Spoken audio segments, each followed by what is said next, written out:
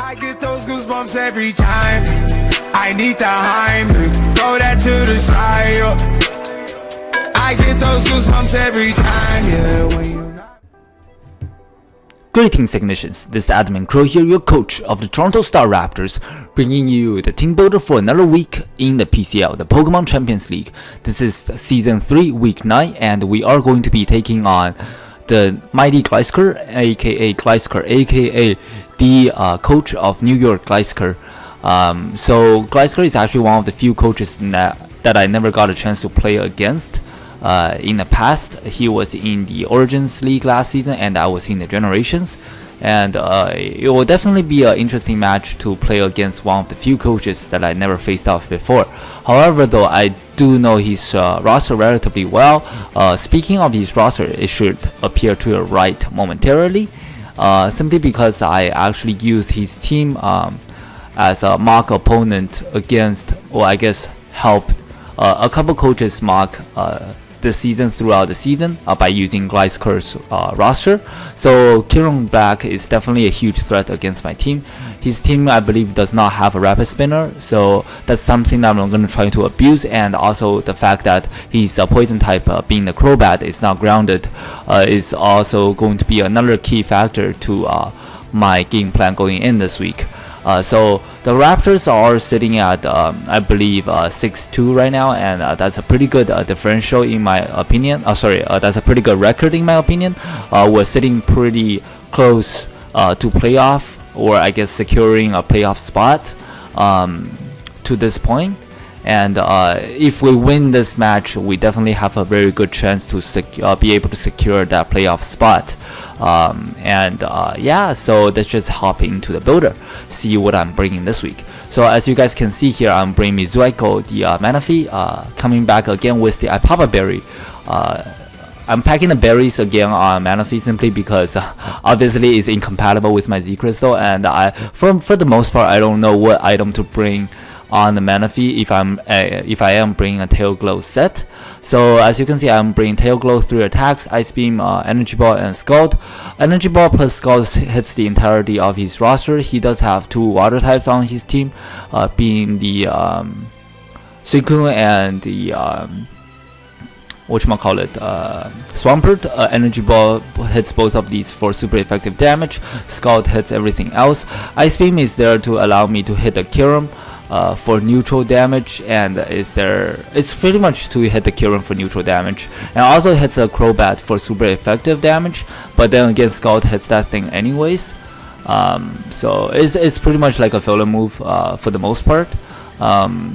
And obviously this thing is meant to set up once I cripple his faster threats with Thunder Wave, which I am bringing this week as well. This thing can outrun quite a few members on his team, namely the Kieran Black, which is such a huge threat, and I have to bring the thing to break the Suicune. Suicune is pretty much set up fodder for this if he's not a Roar variant. I can outpace his Calm Minds if he's a Calm Mind variant, and just be able to break the Suicune, because I am actually not bringing a grass type nor a electric type this week, so I have to rely on Manaphy to do it. And again, this is something that I can use to take a hit from the Kieran Black if I wanted to, because he does have the ICMZ on top of Kieran Black as well.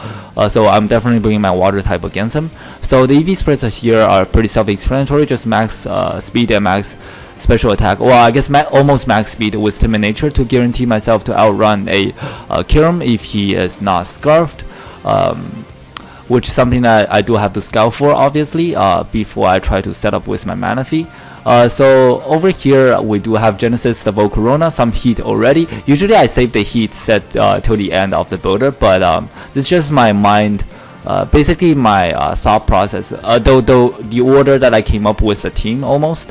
So the next member is definitely Volcarona. I wanted to bring some, different Volcarona instead of just Quiver Dancing every single week with Substitute or Roost, going along the lines of that. But I figured this is a good week to bring Scarf Volcarona because he does have a really good speed tier to outpace the Kieran Black as well. So initially I had a modest Volcarona with enough speed to outrun a timid Mega Alakazam, which is the fastest thing Gliscor has on his roster. But in mocks, I was getting destroyed by Scarf Kieran Black with Fusion Bolt because my ground types obviously does not switching well against Kieran Black, being the Mega Garchomp and the Gligar, which are both quad weak to the Ice Beam. So that's why I do have a Scarf Volcarona to be able to check both the Mega Alakazam and Scarf Kyurem. As you can see, I am packing a Swarm this week instead of Flame Body for the first time. Bring the heat, you know. If you're gonna go, if you're gonna bring the heat, just go big or go home, right? That was my idea there. Especially, I am actually not bringing Hazard Control again this week, despite the fact that I'm bringing Volcarona. Speaking of which, I'm definitely gonna make a video when I do end of season recap of just of all the teams or all the sets I brought throughout the season. I'm definitely gonna do a count of how many times I brought Volcarona without Hazard Control. This is one of those weeks. Of course, so the idea is to be able to switch in rocks twice and live on 1% and trigger my Swarm, just be able to fire off almost an equivalent Quiver Dance attack because I'll be at +1 speed and I'll be at +1 special attack for my bug side at least. Swarm does boost all my bug type attacks by 1.5 when I'm 33% or less. So the attacks are just 4 attacks. It hits the entirety of his roster. Psychic is mainly there for the Crobat because he does quad resist my bug buzzes, which even if I'm Swarm boosted, it's not gonna do too much to the Crobat. Fury Dance is just my another stab to be able to hit anything that Bug Buzz doesn't hit, especially the Cobalion, which does have a really high chance to come, in my opinion. It does quad resist my Bug Buzzes as well. So 2 moves to help out with my Bug Buzz spam. It is my end game most likely, because this is actually the only thing that will be able to outspeed the Mega Alakazam or Scarf Kyurem on the entirety of my roster. And Giga Drain is there for the Swampert and his Suicune, primarily the Suicune. It gives me something at least for the Suicune. I know it's not the best thing. If he's a Calm Mind variant, he can outstall me obviously, but that's something I will I'll have to scout for definitely, and obviously it's the best move that I can pack for the Suicune. I thought about putting U-turn on this set, but I don't really feel like giving up Giga Drain for it, simply because or else I have nothing to hit the Suicune with. So that was my idea there. So up next we do have Proton and Klefki, packing the leftovers. So with the movesets almost the exact same set. I think the moves are actually exactly the same as last week. Because it's also so good against Gliscor this week. Just Magnet Rise, Dazzling Gleam, T-Wave, and Spikes. T-Wave is there for speed control, mainly for the Mega Alakazam and the Cobalion. Maybe the Miss Magius if he so decide to bring that against me. I don't think he has a good matchup, simply because I do have Tyranitar as well. As you can see, obviously I'm not bringing it this week, but I can see him bring Ghost Spam against me. I'm not as concerned about that thing. So Spikes, obviously, the goal is, for this week is basically to get out my Spikes and T-Spikes, to abuse the fact that he doesn't have a Rapid Spinner, and if he wants to get up his rocks himself, I can rely on him to get rid of hazards for me. Similar to a lot of matches, a lot of my matches before, where I'm just relying on my opponent to hazard control for me. If he doesn't want to get rid of the hazards, I will be able to out hazard him because I am bringing T-Spikes, Spikes, and Stealth Rocks, as you guys will see in a little bit. Dazzling Gleam just gives me a way to be able to fire off hits with my stab, mainly to break the sub from Kieran Black.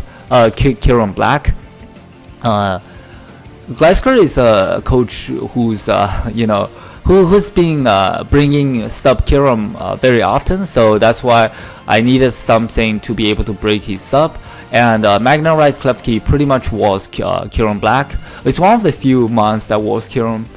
In my opinion, the best thing he's got to hit me with will be Fusion Bolt. even if he's packing the Earth Power, I can just I'll basically always go for Magna Rise because I can't risk him going for Earth Power because I don't have a lot of special defense investment.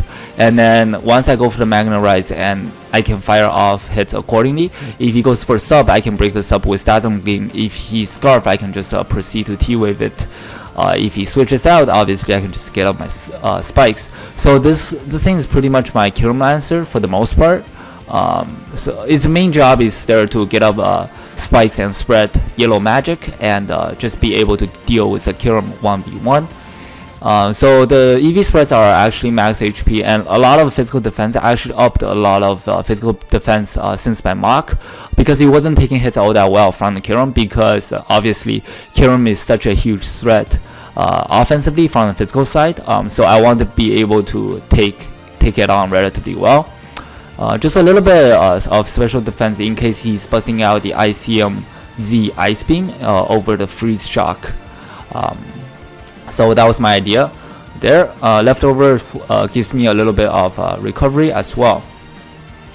So up next we do have Nova the Nihilego. So Nihilego is actually one of the Pokemon packing a Focus Sash with the ability Beast Boost. It's actually one of the Pokemon that has a really good offensive matchup against Gliscor's roster. He doesn't really have a switch in for a Power Gem aside from that Cobalion. Obviously it's a quad resisting one of my stab and immune to the other. That's why once I get rid of the Cobalion or cripple it, he pretty much doesn't have anything to switch into Scarf Power Gem. Obviously he can switch into that Swampert, but I do have Grass Knot for it as well. So Nihilego is really good offensively against his team, right? But it's also my only T-Spikes user, so this is the route that I decided to go for, just to lead Nihilego with T-Spikes.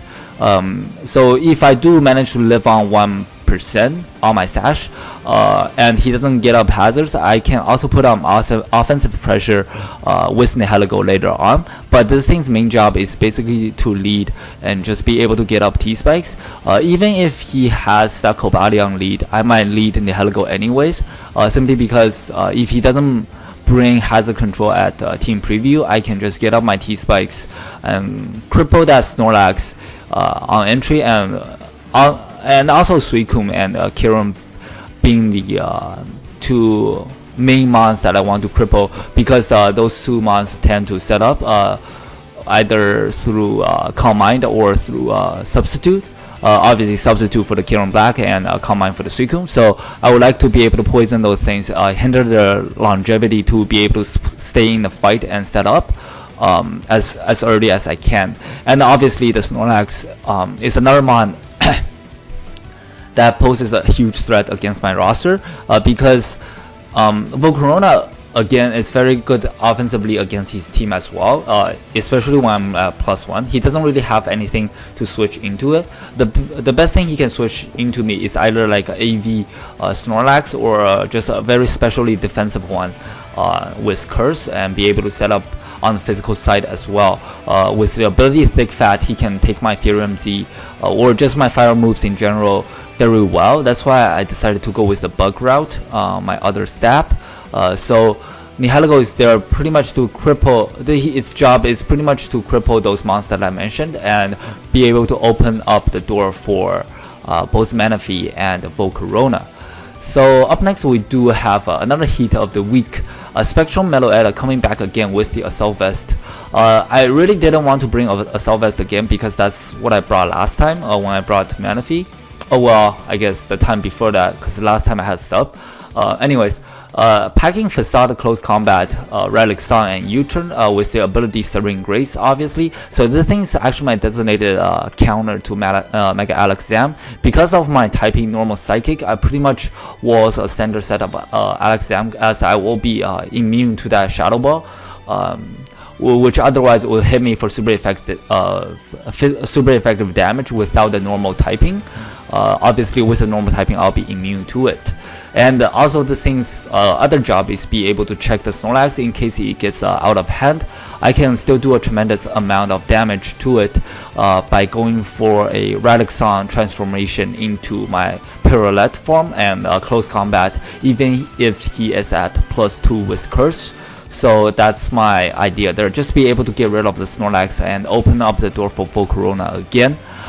So this thing's is my initial switch into Mega Alakazam, and the idea is to be able to slow U-turn out against it. If he decides to stay in against me and get up a sub or something, I can break the sub and just be able to go into my Volcarona to check it offensively with Bug Buzz. If he decides to switch, obviously I get momentum. If he decide to stay in without having to set up a sub, U-turn will do like 70 to 80% to it, because I am Adamant Nature with a lot of attack. The speed investment here is basically to ensure myself to be able to outpace his Cobalion, which is the fastest thing on his roster aside from that Mega Alakazam. Obviously, I'm not going to be able to outpace the Crobat anyways, even after my transformation. So Cobalion was my benchmark to be able to, outpace with my speed here. And just quite a bit of HP, so that I ensure myself to be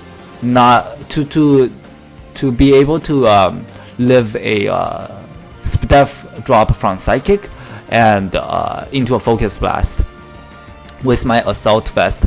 The combination of those two things happening, so him getting a step drop from initial Psychic and be able to land the second Focus Blast, that will only do up to 50% if I don't transform. So the reason I say the step drop is because he's gonna be able to copy my Serene Grace with his Mega Alakazam. So the chance of him getting a step drop with his Psychic is actually pretty high. So the HP investment just allow me to comfortably be able to live the combination of both. So up next, we do have our final member of the team this week, Mega Garchomp Chompo, packing the Garchomp Height obviously with the ability Raw Skin. The movesets are just Stealth Rock, Swords Dance, Earthquake, and Facade. I did change Dragon Claw to Facade last minute. This allows me to take the Will-O-Wisp from Rotom Cut, and also allows me to switch into the Snorlax initially and be able to take a Body Slam and potential Para. That was my idea, and even a Suicune with a potential Scald. And if I am in against the Snorlax, and if he's a setup variant with Curse, I can set up alongside of it with Swords Dance. This thing's main job is actually just to get up rocks and try to break some walls if possible.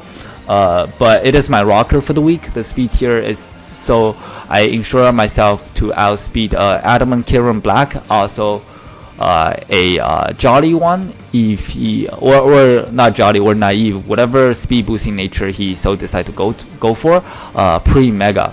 So before I Mega Evolve, I'll be able to outspeed Kirin, and post Mega Evolve, I'll be able to outspeed a non-speed boosting nature Kirin Black. Granted that he's not Scarf. So yeah, that's pretty much the set. Obviously, the EQ is my main way of stab. And the rest of EV is stressing HP. So yeah, that's pretty much my team for this week. I did bring something different, the Scarf Volcarona, on top of that with the Assault Vest Meloetta to be able to counter the Mega Alakazam. Really hope Scarf Volcarona puts in the work this week. So hope you guys enjoy the builder. This is gonna be Admin Crow here signing off. See you guys next time. Goodbye, technicians.